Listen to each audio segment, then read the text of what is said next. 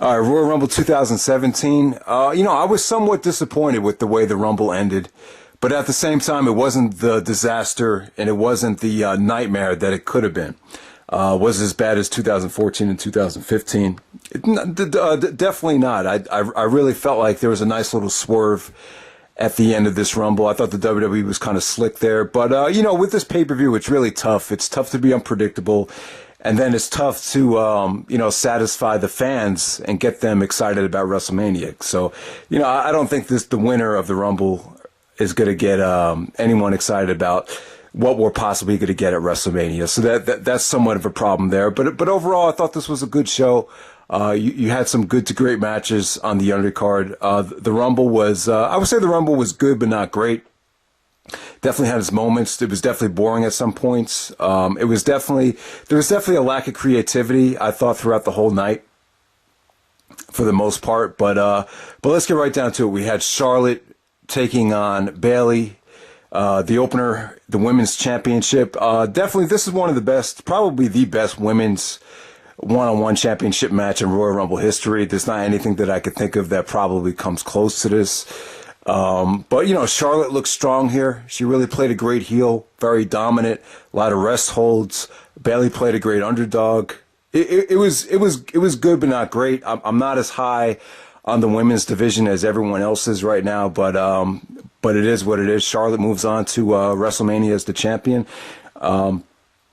And we'll see what happens from there. So next up, you have Roman Reigns challenging Kevin Owens for the WWE Universal Championship. We had Chris Jericho suspended above the ring in a cage, so he wouldn't interfere.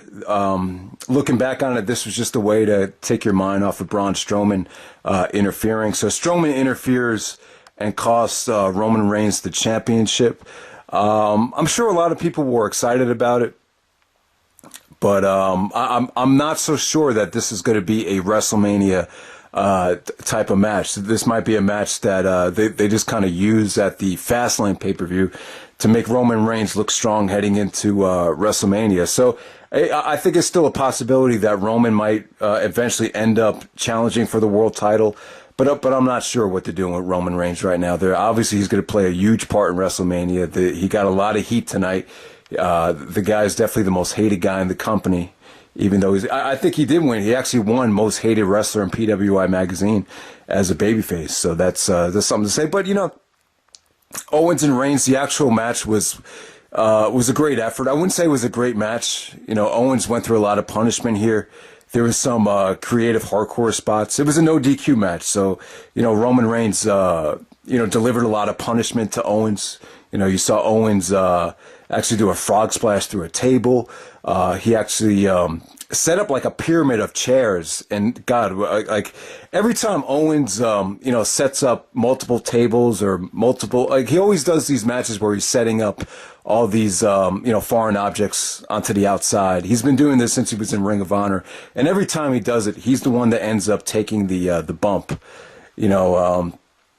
So I kind of knew Owens was going to take that bump, and before he took it, I was like, "Wow, I just hope he doesn't need back surgery." But Reigns actually pushed him into the pyramid of chairs. It was just a sick bump. It just looked very, very brutal, very painful the way he had the chairs stacked up. So it looked like Roman was going to be dominant here. He actually powerbombed Owens through the Spanish announce table as well. The fans started booing like crazy, and then we had the interference from Strowman. So, it sounds like somewhat of a nightmare match, Strowman and Reigns, if they go in that direction for WrestleMania. But at least it's not for the championship. And, I think Braun Strowman, I haven't really gave him a chance yet, but he had a really good, impressive showing in the Rumble. But, Owens and Reigns, the crowd was really into it. I thought it had great intensity. The problem with the match for me was the chair spot. Like when Owens set all those chairs up into the on the outside of the ring, it was just kind of like the near falls in the match didn't mean anything because you knew they were going to use those chairs before the match was over. So I just thought a lot of the near falls and some of the drama in the ring was kind of wasted because you just knew there was going to be a big spot on those chairs. So that's kind of the one gripe with the match. But Jericho really didn't do much. He was just kind of suspended above the ring. They both attacked Reigns before the match, but Reigns actually locked Jericho up in the cage, and Jericho was pretty much a non-factor. I thought the creative thing would have been to have Jericho escape the cage and help Owens win, or maybe somehow get out of the cage and turn on Owens. I know it sounds kind of retarded, but it's the WWE. They make anything possible. So there we go with that. And then you had the cruiserweight match between Rich Swan and Neville. And, we had a good video package, a good story going into this one. Neville was really showing a change of character. I think it's good, though. He's kind of, he's kind of going away from the, generic cruiserweight, spot monkey type of thing. And he's more of a serious cruiserweight, and very methodical in the match. Lots of submissions. This was more of a storytelling WWE style match rather than an X Division spot fest or a WCW cruiserweight title match. They actually got about 14 minutes out there, which is a lot of time. Pretty much the kind of time you would give, Rey Mysterio, Eddie Guerrero at a Halloween Havoc. But this I don't know. I just think they need to speed things up with these cruiserweights. It just seems like they're giving them like the piss break spot. So I'm a little upset about that. But, the match definitely told a good story, though. Crowd wasn't into it. No one's going to remember it. Definitely could have been a lot better than what it was. But I think Neville is off.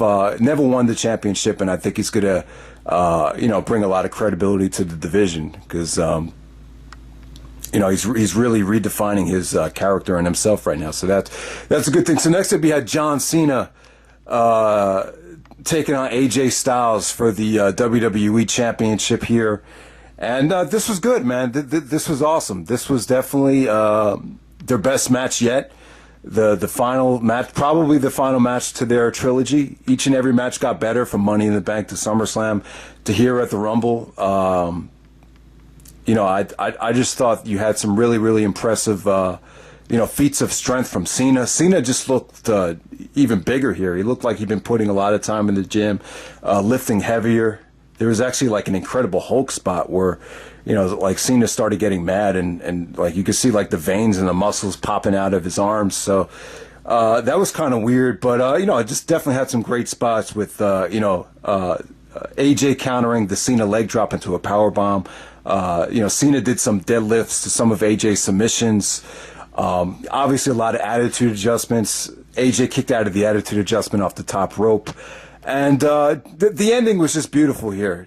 Just awesome stuff. Kind of reminiscent of Rock and Cena from WrestleMania 29, with Cena learning from his mistake and, realizing how bad the defeat would hurt and actually capitalizing on his mistake and, putting AJ away.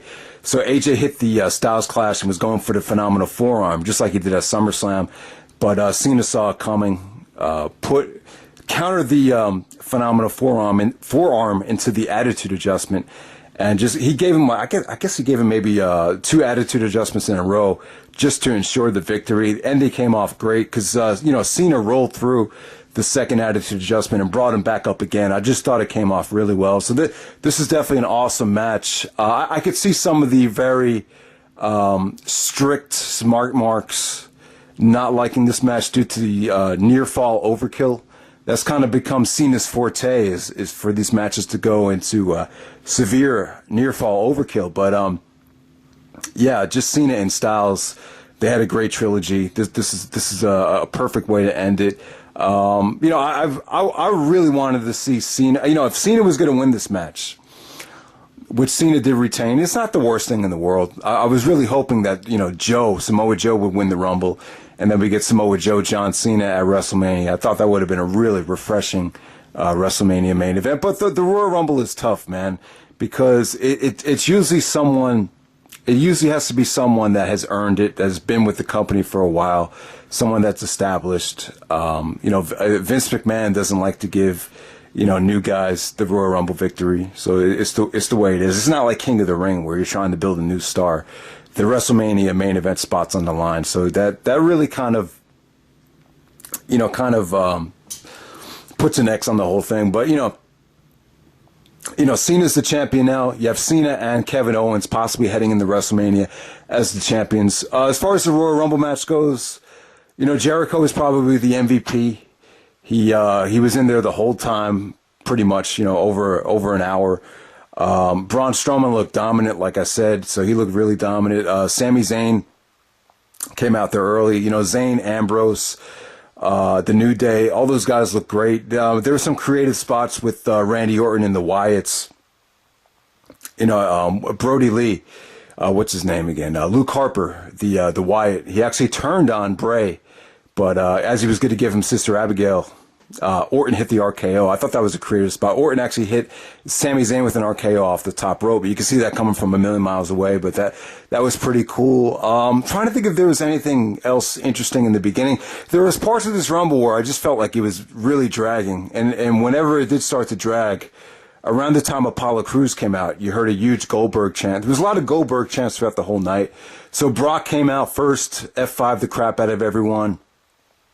You know, just seemed like Brock Lesnar was just there, just another day at work collecting a paycheck for him. I don't know, when Enzo Amore came out, I thought Brock could have showed a little bit more personality just to make that whole segment work, but, you know, it was just kind of generic. He just clotheslined him, threw him over the top rope, just felt very robotic.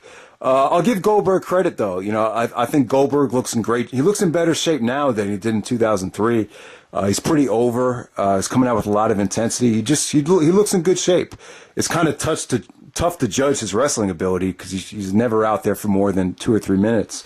But you know, Goldberg eliminated Brock pretty easily, which was shocking. So obviously, you probably get Goldberg and Brock at WrestleMania. Hopefully, this time they could finally deliver somewhat of a watchable match.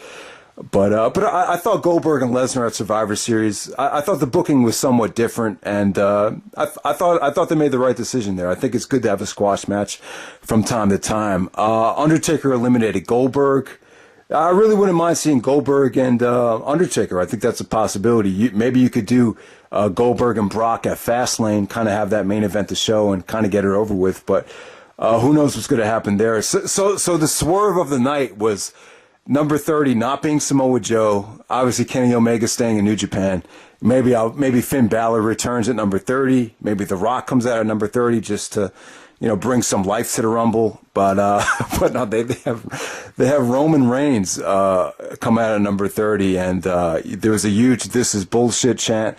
And I thought it worked, though. I thought it worked because it got to the point where I really wanted to see Jericho win this thing. I was just like, man, they're probably going to do Jericho and Owens somewhere down the road. Just have Jericho finally win the Rumble and win this thing. And that's where the politics comes into play here with the whole thing. But, you know, Jericho's 47. But, you know, if you had to pick between Jericho and Orton, I mean, you might as well have just had Jericho win. You know, Orton's already won the thing. You know, it's not like Orton's a younger guy anymore. He's about to turn 37 years old.